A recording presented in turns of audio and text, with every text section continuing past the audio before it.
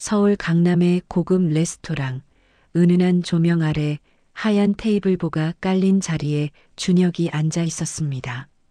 맞은편에는 약혼녀 지혜와 그녀의 부모님이 자리했죠. 지혜의 어머니 서영희 여사가 와인 잔을 들며 우아하게 미소 지었어요. 이 선생님, 다음 주 상견례 준비는 다 되셨어요? 양가 부모님이 모두 참석하셔야 격식이 맞지 않겠어요? 준혁의 손이 미세하게 떨렸습니다. 냅킨으로 입가를 닦으며 시간을 끌던 그가 겨우 입을 열었어요.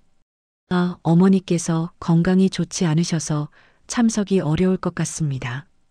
지혜의 아버지 강 회장이 날카로운 눈빛으로 준혁을 바라봤어요. 요즘 세상에 그런 게 어디 있나? 상견례에 어머님이 빠지시면 안 되지. 꼭 모시고 오게. 준혁은 억지로 미소를 지으며 고개를 끄덕였지만 이마에는 식은땀이 맺혔습니다. 식사를 마치고 레스토랑을 나온 준혁은 지혜와 함께 차에 올랐어요. 지혜가 걱정스러운 표정으로 물었죠. 오빠, 어머님 정말 편찮으세요? 병원 모시고 가봐야 하는 거 아니에요? 아니야, 내가 알아서 할게. 걱정 마. 준혁의 목소리는 날카로웠고 그의 얼굴은 굳어 있었습니다. 차 안은 어색한 침묵으로 가득 찼죠. 그날 밤 11시 준혁은 강남 오피스텔 침대에 앉아 한참을 망설이다 휴대폰을 집어들었어요. 통화 버튼을 누르기까지 3번이나 주저했습니다. 신호음이 울리고 곧 익숙한 목소리가 들렸죠. 아들아, 무슨 일이니? 이 밤중에 전화하다니. 어디 아프니? 순애의 목소리는 놀라움과 반가움으로 떨렸어요. 준혁은 차가운 목소리로 말을 이었습니다. 어머니, 다음 주 상견례 말인데요. 오시면 안 될 것 같아요. 전화기 너머로 순애가 숨을 멈추는 소리가 들렸어요. 뭐, 무슨 소리니, 준혁아? 저희끼리 조용히 하기로 했어요. 간소하게요. 순애의 목소리가 떨리기 시작했습니다. 엄마가 얼마나 그날을 기다렸는데 옷도 새로 샀단다. 내 며느리 될 애 보는 게 얼마나. 어머니, 준혁이 말을 끊었어요. 어머니가 오시면 저도 불편하고 지혜도 불편해요. 이해해 주세요. 준혁아, 엄마가 그렇게 창피하니? 순애의 목소리가 갈라졌습니다. 그런 게 아니라 그냥 이번엔 그렇게 하기로 했어요. 어머니도 부담스러우실 거예요. 엄마는 괜찮아. 내가 행복하면. 어머니, 제발이요. 제 부탁이에요. 준혁의 목소리는 단호했고 더 이상 논의의 여지가 없었습니다. 전화가 끊어졌어요. 노량진 쪽방촌 근처 낡은 빌라 6평 남짓한 방에 순애가 혼자 앉아 있었습니다. 손에 든 휴대폰은 여전히 뜨거웠고 그녀의 눈에서는 눈물이 흘러내렸죠. 벽에 붙은 준혁의 어린 시절 사진이 흐릿하게 보였어요. 초등학교 입학식 날, 의대 합격 발표 날, 의사 가운을 입은 날의 사진들이었습니다. 순애는 떨리는 손으로 그 사진들을 쓰다듬었어요.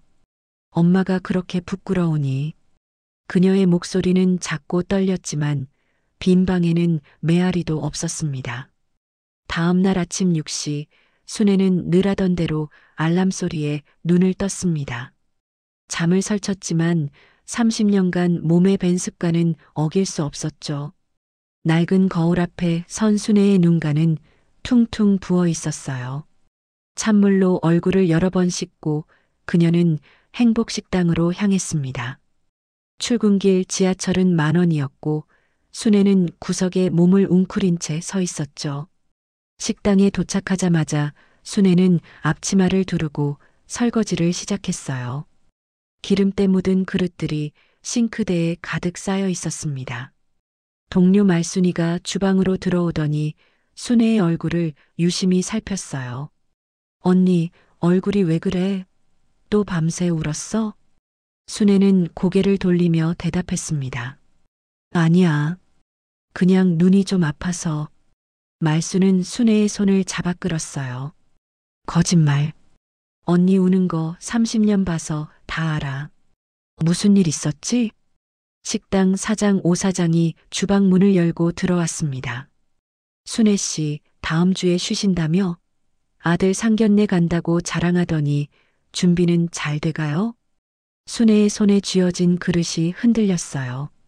아니요, 사장님. 그냥 집에 있을 거예요.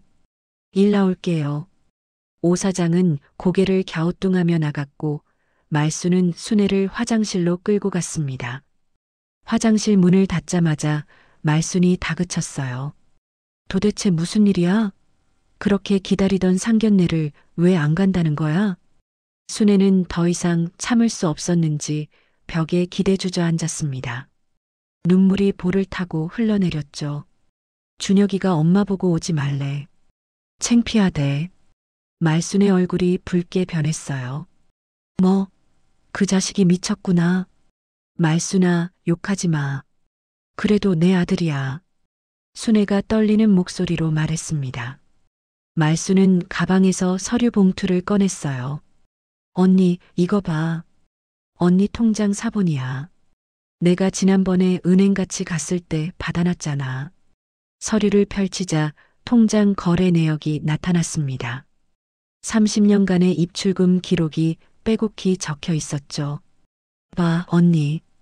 의대 등록금, 생활비, 학원비 다 나갔어. 잔액이 고작 280만 원이야. 순애는 고개를 숙였어요. 말순이 계속 말을 이었습니다. 언니는 매달 월급 150만 원 받아서 월세 50만 원 내고 나머지로 근근히 사는데 그 녀석은 강남에서 월 2천만 원씩 벌잖아. 그래도 준혁이가 바빠서 한 달에 10만 원도 안 보내잖아. 말순의 목소리가 높아졌습니다. 순애는 손으로 얼굴을 감쌌어요. 내가 뭘 잘못했을까? 내가 부족해서 준혁이가 나를 창피해 하는 거겠지. 언니. 말순이 순애의 어깨를 붙잡았습니다. 언니 잘못이 아니야. 그 자식이 인간이 아닌 거지. 그래도 내 아들인데, 내가 낳은 자식인데. 순애의 목소리는 점점 작아졌어요. 말순은 순애를 꼭 껴안았습니다. 한참을 그렇게 있다가 말순이 조용히 말했죠. 언니, 이제는 언니 인생을 살아. 그 자식 때문에 더 이상 울지 마. 순애는 고개를 저었어요. 어떻게 그래 30년을 준혁이만 보고 살았는데. 그러니까 이제 언니 자신을 봐야지. 말순이 순애의 등을 토닥였습니다. 두 사람은 한참을 화장실에 앉아 있었어요.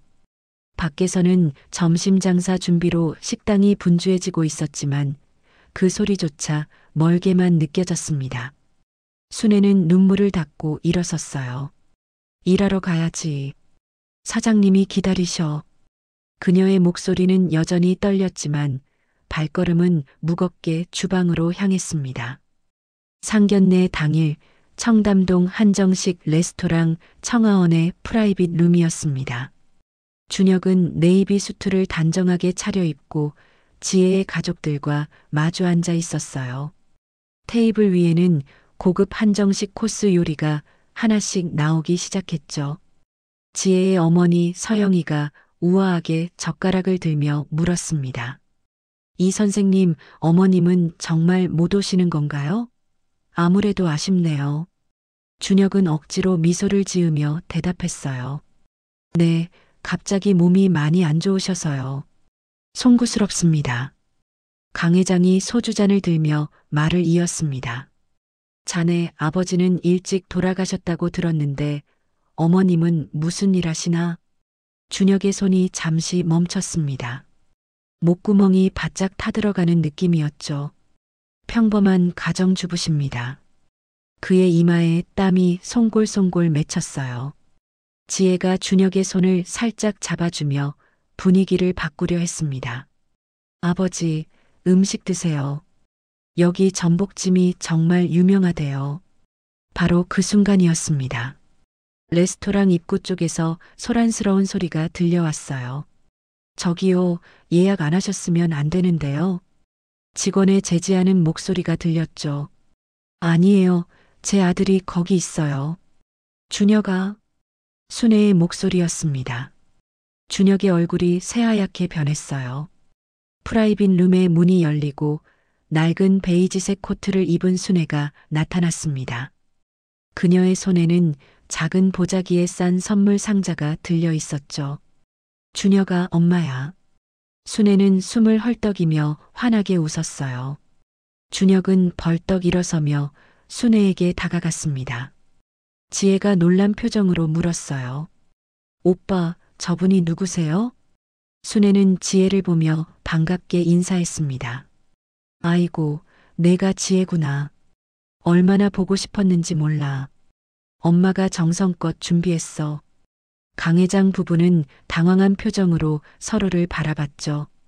서영이가 준혁에게 날카로운 시선을 보냈어요. 이 선생님, 어머님이 편찮으시다고 하지 않으셨나요?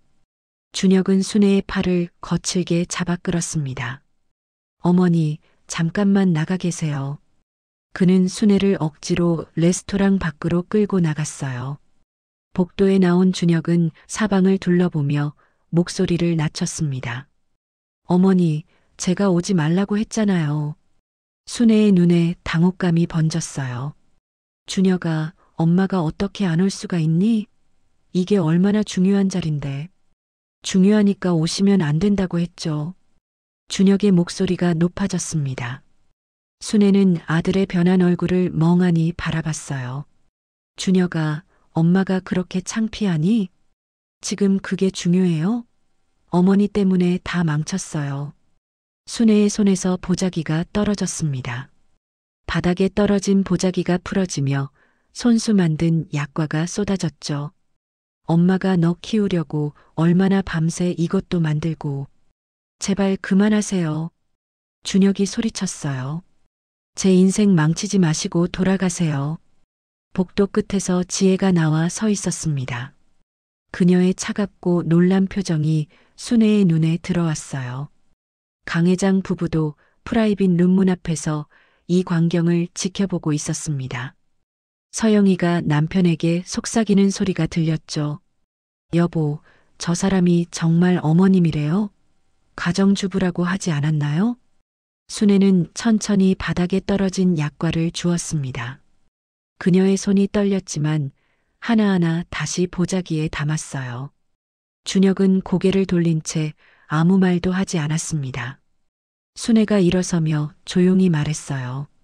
알았어, 준혁아. 엄마가 잘못했네. 그녀의 목소리는 평온했지만 눈빛은 무언가 깨진 사람의 것이었습니다. 순애는 보자기를 꼭 안고 천천히 돌아섰어요. 그녀의 뒷모습은 작고 외로워 보였습니다. 준혁은 그 뒷모습을 보다가 프라이빗 룸으로 돌아갔어요. 하지만 테이블의 분위기는 이미 얼어붙어 있었습니다. 순애는 빗속을 걸었습니다. 상견례장을 나온 지 1시간이 지났지만 어디로 가는지도 몰랐어요. 옷은 흠뻑 젖었고 손에 든 보자기도 물에 젖어 무거웠죠. 지하철역 계단을 내려가 플랫폼에 섰지만 몇 대의 전철이 지나가도 그녀는 타지 않았습니다. 사람들이 스쳐 지나갔지만 순애는 그저 멍하니 서 있었어요. 밤 10시가 넘어서야 순애는 자신의 방으로 돌아왔습니다. 젖은 옷을 벗어던지고 바닥에 주저앉았죠. 그런데 이상했어요. 눈물이 나오지 않았습니다. 가슴이 텅 빈 것처럼 아무 감정도 느껴지지 않았어요. 순애는 벽장을 열고 오래된 상자들을 꺼냈습니다. 준혁의 백일 사진, 돌 사진, 초등학교 입학 사진이 차례로 나왔죠. 의대 합격증, 의사 면허증 사본, 레지던트 수료증까지 모두 그녀가 소중히 보관해온 것들이었어요. 순애는 그것들을 하나씩 상자에 다시 담았습니다. 감정 없이 기계적으로 움직였죠. 마지막으로 준혁이 어렸을 때 입던 작은 옷가지들까지 모두 상자에 넣고 뚜껑을 닫았어요. 휴대폰이 울렸습니다. 말순이었죠. 언니, 괜찮아? 오늘 어떻게 됐어? 순애는 담담한 목소리로 대답했어요. 난 이제 괜찮아. 결심했어. 무슨 결심? 이제 그 아이 엄마 노릇은 그만하려고. 말수는 한동안 말이 없었습니다. 언니 진심이야? 응. 30년 하고 싶은 거 참고 살았잖아. 이제 내 인생 살아볼래. 다음 날 아침 순애는 은행으로 향했습니다. 창구 직원에게 적금 해지를 요청했어요. 전액 해지하시는 거 맞으세요? 지금 해지하시면 이자가 깎이는데요. 괜찮아요. 급한 일이 생겨서요. 통장에 280만 원이 찍혔습니다. 순애는 그 돈으로 바로 옆 여행사로 갔어요. 제주도 패키지 여행 있나요? 한 달 정도 머물 수 있는 걸로요. 여행사 직원이 놀란 표정을 지었습니다. 한 달이요? 보통 3박 4일이나 일주일 코스가 많으신데요. 아니요. 전 오래 있고 싶어요. 평생 한 번도 제대로 쉬어본 적이 없거든요. 직원은 몇 가지 상품을 보여줬고 순애는 게스트하우스 장기 숙박 상품을 예약했습니다. 120만 원이었죠. 귀가길에 순애는 휴대폰을 꺼내 마지막 문자를 작성했습니다. 준혁아, 엄마는 이제 너를 보내줄게. 내가 원하는 대로 살렴. 행복해라. 다시는 연락하지 않을게. 전송 버튼을 누르는 손가락이 떨렸지만 순애는 망설이지 않았어요. 식당에 도착한 순애는 오 사장을 찾았습니다. 사장님, 잠깐 말씀드릴 게 있어요. 사무실로 들어간 순애는 사표를 꺼냈어요. 30년간 감사했습니다. 이제 그만두려고 합니다. 오 사장은 깜짝 놀라며 일어섰죠. 순애 씨, 무슨 일이에요? 여기가 평생 직장인데 갑자기 왜 이래요? 사장님, 전 이제 제 인생을 살아보려고요. 순애의 목소리는 단호했습니다. 주방으로 나온 순애에게 말순이 달려왔어요. 언니, 진짜로 떠나는 거야? 응. 제주도가. 언제? 모레. 말수는 순애를 꼭 껴안았습니다. 언닌 잘했어. 이제 언니 행복할 자격 있어. 순애는 처음으로 작게 미소 지었어요. 고마워, 말순아. 내가 있어서 버틸 수 있었어. 그날 밤 순애는 짐을 쌌습니다. 많지 않았어요. 옷 몇 벌과 세면도구, 그리고 오래된 일기장 하나뿐이었죠. 방을 둘러보니 30년의 세월이 느껴졌습니다. 하지만 이제는 미련이 없었어요. 순애는 창문을 열고 밤 공기를 들이마셨습니다. 박순애, 이제 시작이야. 그녀는 스스로에게 속삭였어요. 한 달이 흘렀습니다. 준혁은 병원 진료실에서 고액 성형수술 환자를 상담하고 있었어요. 30대 여성 환자가 거울을 보며 만족스러운 표정을 짓고 있었죠.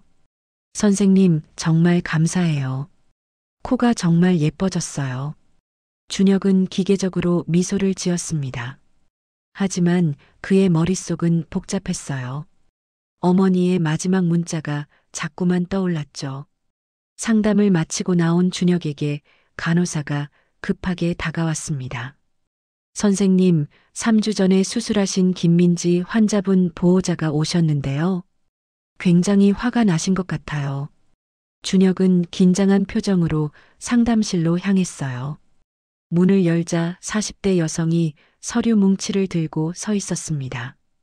이 선생님, 우리 딸 좀 보세요. 환자의 어머니가 휴대폰 사진을 보여줬죠. 사진 속 딸의 코는 심하게 부어 있었고 염증 반응이 보였어요. 준혁은 차트를 확인하며 말했습니다. 수술 후 부기는 정상입니다. 시간이 지나면 괜찮아질 겁니다. 정상이요? 3주가 지났는데도 이 모양이에요. 보호자의 목소리가 높아졌어요. 재수술 해주시든지 아니면 환불해주세요. 안 그러면 의료사고로 고소할 겁니다. 준혁의 얼굴이 굳었습니다. 진정하시고 제가 다시 한번 확인해 보겠습니다. 확인은 무슨, 당장 책임지세요. 보호자는 소리를 지르며 진료실 문을 박차고 나갔어요. 그날 오후 병원 원장실로 호출을 받았습니다. 원장은 심각한 표정으로 준혁을 바라봤죠. 이 선생, 요즘 무슨 일 있나? 환자 컴플레인이 늘어나고 있어. 죄송합니다. 제가 좀 더 신경 쓰겠습니다. 집중력이 떨어진 것 같은데. 개인적인 문제라도 있어? 준혁은 고개를 저었지만 원장의 눈빛은 차갑게 식어 있었습니다. 이번 건 잘 해결해. 병원 이미지에 문제 생기면 곤란해. 저녁에 지혜를 만났습니다. 강남 카페에서 지혜는 커피를 마시며 걱정스러운 표정을 지었어요. 오빠, 의료사고 건 들었어요. 이거 진짜 문제되는 거 아니에요? 아니야, 내가 알아서 해결할게. 우리 아버지가 아시면 큰일인데 결혼 전에 이런 일이 생기다니. 지혜의 목소리에는 불안함이 묻어났습니다. 준혁은 지혜의 손을 잡으려 했지만 그녀는 슬쩍 손을 뺐어요. 집으로 돌아온 준혁은 소파에 주저앉았습니다. 문득 어머니가 보고 싶었어요. 예전 같았으면 전화해서 하소연했을 텐데 이제는 그럴 수도 없었죠. 준혁은 휴대폰을 꺼내 어머니 번호로 전화를 걸었습니다. 고객님의 전화를 받을 수 없습니다. 삐 소리 후에 자동 응답기 소리만 들렸어요. 한 번 더, 두 번 더 걸어봤지만 결과는 같았습니다. 다음 날 준혁은 어머니가 살던 빌라를 찾아갔어요. 익숙한 골목길이었지만 발걸음은 무거웠죠. 3층 계단을 올라 어머니의 방문 앞에 섰습니다. 초인종을 눌렀지만 아무 반응이 없었어요. 한참을 기다리다 옆집 문이 열렸습니다. 누구 찾으세요? 낯선 젊은 여자가 물었죠. 저기 이 집에 사시던 분 아세요? 아, 전에 사시던 분이요? 한 달 전에 이사 가셨어요. 준혁의 가슴이 철렁 내려앉았습니다. 어디로 가셨는지 아세요? 글쎄요, 제주도로 간다고 하시던데 정확히는 모르겠어요. 여자는 문을 닫았고 준혁은 멍하니 빈 복도에 서 있었어요. 준혁은 급하게 말순에게 전화를 걸었습니다. 여보세요, 아줌마. 저 준혁인데요. 우리 어머니 어디 계세요? 말순의 목소리는 차가웠어요. 너 같은 놈이 알 필요 없어. 아줌마, 제발이요. 어머니가 어디 계신지만 알려주세요. 순애 언니는 이제 내가 없어도 잘 살아. 그냥 내버려둬. 아줌마. 준혁이 소리쳤지만 전화는 이미 끊어져 있었습니다. 준혁은 빌라 계단에 주저앉았어요. 처음으로 어머니를 진짜로 잃었다는 실감이 들었습니다. 그의 손은 떨렸고 가슴 속에서 무언가 무너져 내리는 느낌이었죠. 엄마.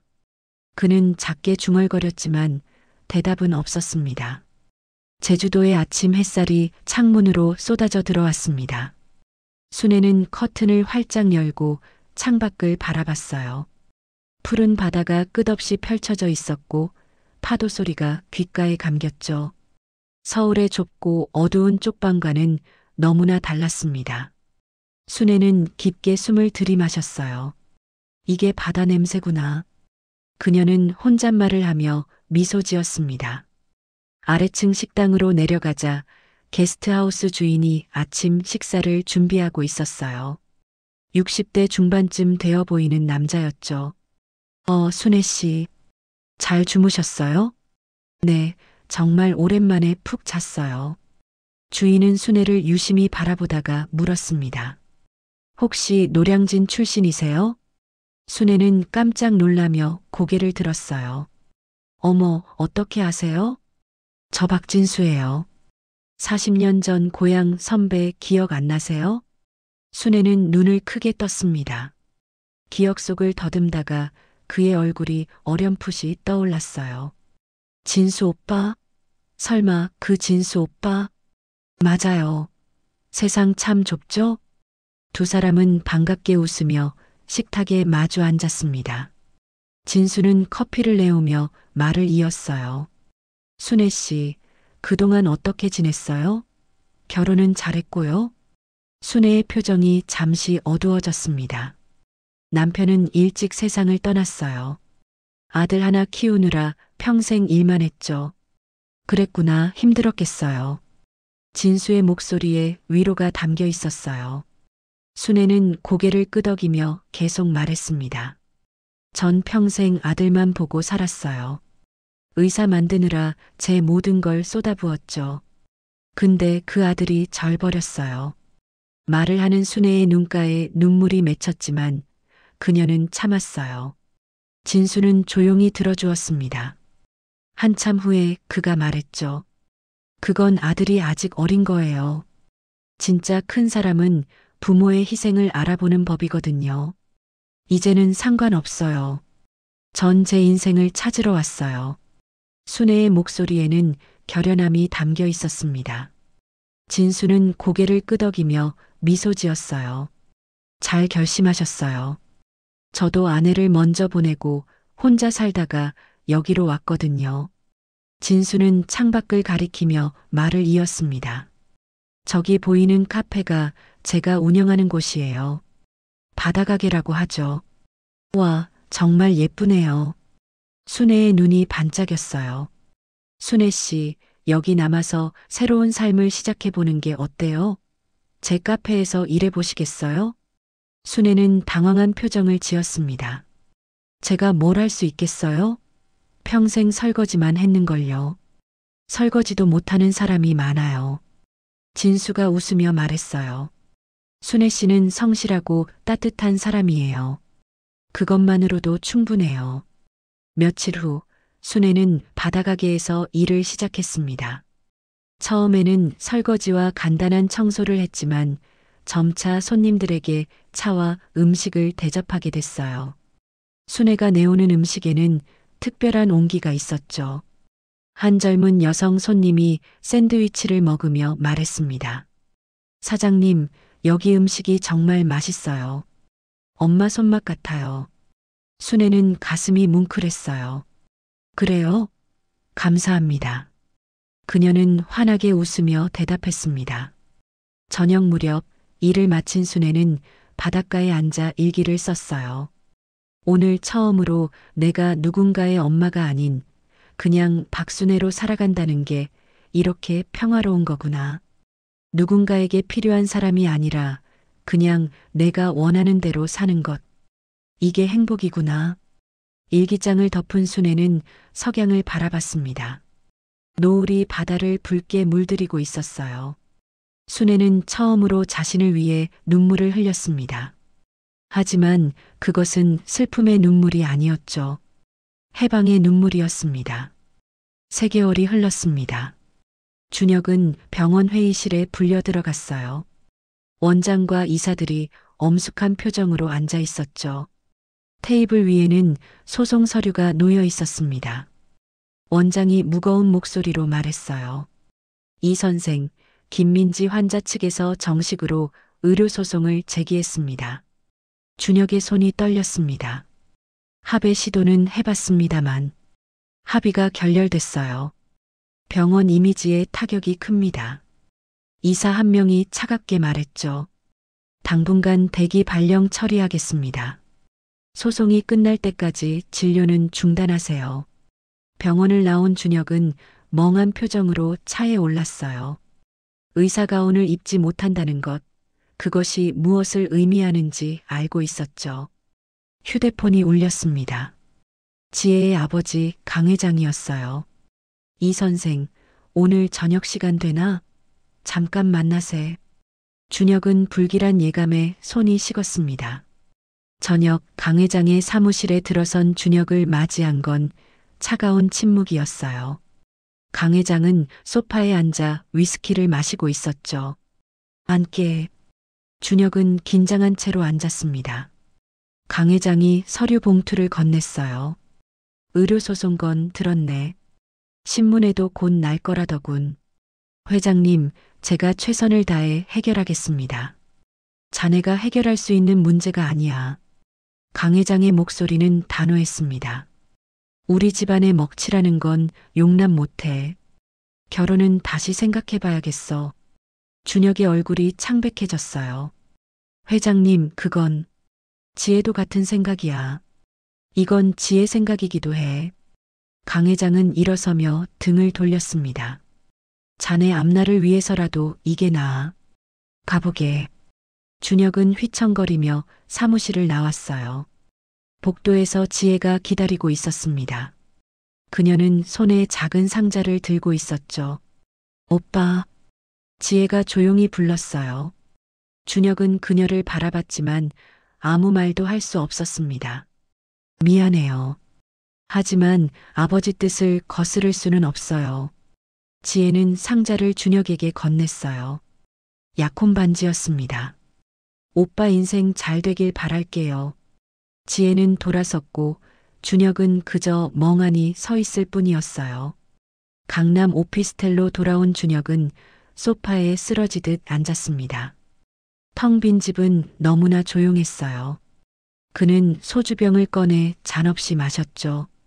술이 목구멍을 타고 넘어갔지만 가슴의 공허함은 채워지지 않았습니다.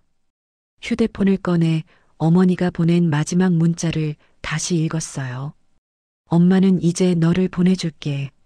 행복해라. 준혁의 눈에서 눈물이 흘러내렸습니다. 엄마 나 지금 어떻게 해야 돼? 그는 중얼거리며 옛날 사진을 찾았어요. 어릴 적 아팠을 때 밤새 간호해주던 어머니의 모습이 떠올랐습니다. 고열에 시달릴 때 찬물 수건으로 이마를 닦아주던 손길이 생생했죠. 의대 붙었다. 합격 소식을 전했을 때 어머니가 울면서 기뻐하던 모습도 떠올랐어요. 그때 어머니는 이제 엄마 고생 끝이구나라고 말했었습니다. 하지만 준혁은 그 말의 의미를 이해하지 못했었죠. 다음 날 아침 준혁은 말순을 찾아갔습니다. 행복식당 앞에서 퇴근하는 말순을 기다렸어요. 말순이 나오자 준혁은 그녀 앞에 무릎을 꿇었습니다. 아줌마, 제발이요. 어머니가 어디 계신지 알려주세요. 지나가던 사람들이 쳐다봤지만 준혁은 신경 쓰지 않았어요. 제가 잘못했어요. 제가 미쳤었어요. 말순은 준혁을 내려다보며 한숨을 쉬었습니다. 내가 얼마나 후회하는지 알겠지만 순애 언니는 이제 너 없이도 행복해. 그래도 제발 그냥 내버려둬. 언니는 이제 자기 인생을 살고 있어. 말순은 준혁을 일으켜 세우며 말했어요. 너도 이제 내 인생 살아. 엄마한테 기대지 말고. 그녀는 돌아서서 걸어갔고 준혁은 그 자리에 무너져 앉았습니다. 준혁은 며칠 동안 어머니가 일하던 식당, 살던 동네를 헤맸어요. 혹시 박순애라고 아세요? 지나가는 사람들에게 물었지만 아무도 몰랐습니다. 결국 준혁은 결심했어요. 제주도로 가기로 한 것이죠. 그는 비행기 표를 예매하며 생각했습니다. 엄마, 기다려. 내가 찾을게. 하지만 그의 가슴 한편에는 두려움이 자리 잡고 있었어요. 과연 어머니가 자신을 용서해 줄까 하는 두려움이었습니다. 제주도 공항에 내린 준혁은 지도를 펼쳤습니다. 게스트하우스와 카페를 중심으로 수소문하기로 했어요. 사흘 동안 그는 제주 곳곳을 돌아다녔죠. 혹시 박순애라는 분 아세요? 50대 후반 여성인데요. 하지만 대부분 고개를 저었습니다. 준혁의 얼굴은 지쳐갔고 희망은 점점 사라져갔어요. 넷째 날 오후 준혁은 한적한 해변가를 걷고 있었습니다. 멀리 바다가게라는 간판이 보였어요. 별 기대 없이 그 카페로 향했죠. 유리창 너머로 안을 들여다보던 준혁은 그 자리에 얼어붙었습니다. 파란색 앞치마를 두른 어머니가 환하게 웃으며 손님에게 커피를 내고 있었어요.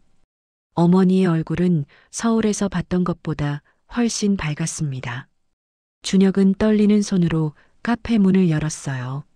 문을 여는 소리에 순애가 고개를 들었습니다. 어서 오세요? 순애의 미소가 굳어졌어요. 준혁과 순애의 시선이 마주쳤죠. 카페 안의 시간이 멈춘 것 같았습니다. 어머니. 준혁의 목소리는 떨렸어요. 순애는 잠시 놀란 표정을 지었지만 곧 평온한 얼굴로 돌아왔습니다. 어떻게 여기를 찾았어요? 엄마 찾으려고 사흘 동안 제주도를 다 뒤졌어요. 준혁은 앞으로 걸어가 무릎을 꿇었어요. 손님들이 놀라서 쳐다봤지만 준혁은 개의치 않았습니다. 엄마, 미안해요. 제가 정말 잘못했어요. 눈물이 그의 볼을 타고 흘러내렸죠. 다시 돌아와 주세요. 제가 바보였어요. 제가 미쳤었어요. 순애는 담담한 표정으로 아들을 내려다봤어요. 그녀의 눈에는 더 이상 눈물이 없었습니다. 준혁아, 일어나거라. 엄마, 사람들 보는데 일어나. 순애의 목소리는 조용했지만 단호했어요. 주방에서 진수가 나왔습니다. 순애 씨, 괜찮으세요? 네, 괜찮아요. 순애는 고개를 끄덕였죠. 진수가 손님들에게 말했어요. 죄송합니다. 잠시 자리 비우겠습니다. 손님들은 조용히 고개를 끄덕이며 자리에 앉았습니다. 순애는 준혁을 카페 밖 테라스로 데리고 나왔어요. 바다가 눈앞에 펼쳐져 있었죠. 순애는 준혁에게 커피 한 잔을 건넸습니다. 마셔. 준혁은 떨리는 손으로 커피잔을 받았어요. 순애가 입을 열었습니다. 준혁아, 엄마는 이제 내가 필요 없어. 엄마, 그렇게 말씀하지 마세요. 사실이야. 난 여기서 행복해. 진수 씨도 좋은 분이시고 일도 재미있어. 준혁은 고개를 들어 어머니를 바라봤어요. 어머니의 얼굴에는 평화가 깃들어 있었습니다. 서울에서는 한 번도 본 적 없는 표정이었죠. 엄마도 이제 엄마 인생 살 거야. 순애의 목소리는 단단했어요. 서로에게 짐이 되지 말자. 넌 내 인생 살고, 난 내 인생 살고. 준혁의 입술이 떨렸습니다. 그럼 이제 다시는 못 만나는 거예요? 순애는 바다를 바라보며 말했어요. 가끔 안부 정도는 물어도 돼. 명절에 문자 보내도 되고. 그녀는 준혁을 돌아보며 조용히 말을 이었습니다. 하지만 엄마는 이제 내 곁으로 돌아가지 않을 거야. 30년을 내 엄마로만 살았어. 이제는 그냥 박순애로 살고 싶어. 준혁은 어머니의 단호한 눈빛을 보며 깨달았습니다. 자신이 얼마나 큰 것을 잃었는지를요. 엄마, 정말 죄송해요. 평생 후회하며 살게요. 후회는 너 혼자 해. 엄마한테 짐 지우지 말고.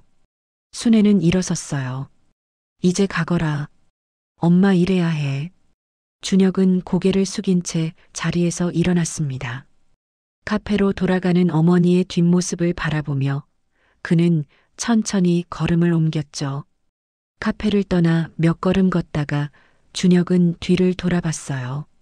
창문 너머로 어머니가 다시 손님들에게 미소 지으며 음료를 내고 있었습니다.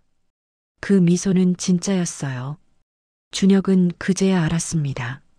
어머니가 정말로 행복하다는 것을요.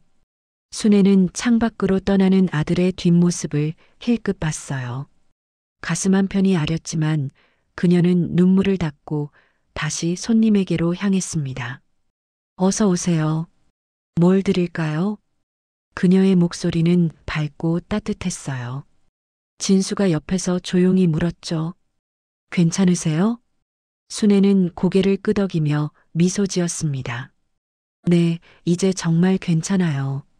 석양이 바다를 붉게 물들이고 있었습니다.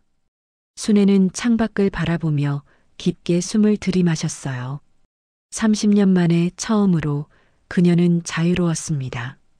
누군가의 엄마가 아닌 그냥 박순애로 살아가는 삶이었죠. 그것으로 충분했습니다.